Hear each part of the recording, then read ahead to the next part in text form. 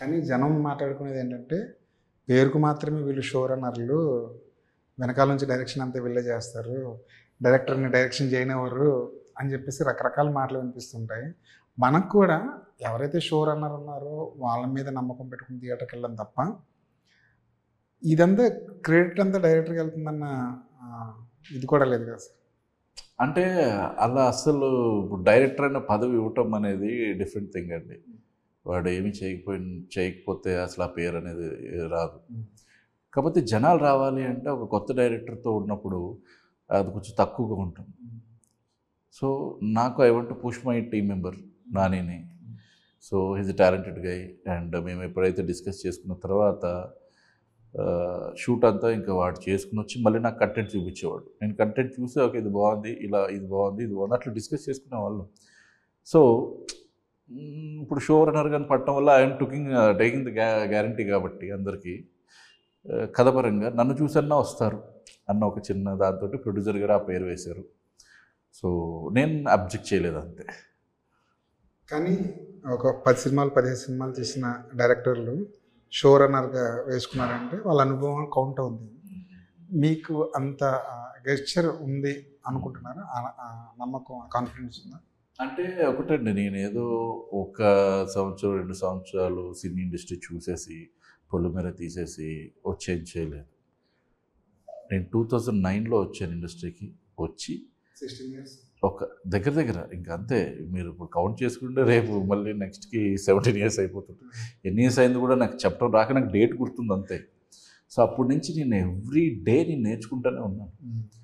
So మీరు సినీ మన film మేకింగ్లో సినీ ఇండస్ట్రీలో ఒక క్రాఫ్ట్ గురించి చెప్పండి, నేను అనర్గళంగా మాట్లాడుతుంది దాని గురించి నేను తెలుసుకున్నాను.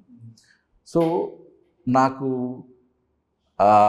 ఆ పొజిషన్ ఉంది అని నేను అనుకుంటున్నాను. అలా అని చెప్పేసి నేనేదో దిగ్గజాలలో ఒకటి అలా ఇలా కాకుండా నేనెవరో వేరే వాళ్ళ కథలు తీసేసుకుని కూడా నేనేం చేయట్లేదు. నా కథని నా టీం మెంబర్ తోటి నేను చూపిస్తున్నాను. ఎందుకంటే వాడికి కూడా నేను సపోర్ట్ చేయాలి డౌన్ ద లైన్.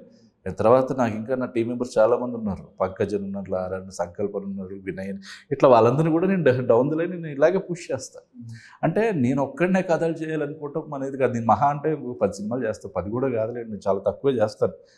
దాని తర్వాత ఎందుకు అలా అనుకుంటారు? అంటే ఎందుకు అలా అనుకోవటం కాదు, సినిమా చేసుకున్నా అంటే మీ కెరీర్ 10 ఏళ్ళ వరకే అనేది. కొట్టాల శివ గారు కూడా ఇలాంటి మాట చెప్తుంటారు. నేను ఒక మూడీ ఫెలోనండి. నాకు ఇప్పుడు సినిమా చేయాలనిపిస్తుంది, చేస్తున్నాను. రేపు లేచిన తర్వాత నాకు సినిమా కాదు, నాకు ఇంకోటి ఏదన్నా అనిపించింది అనుకోండి, అందులోకి వెళ్ళిపోతా.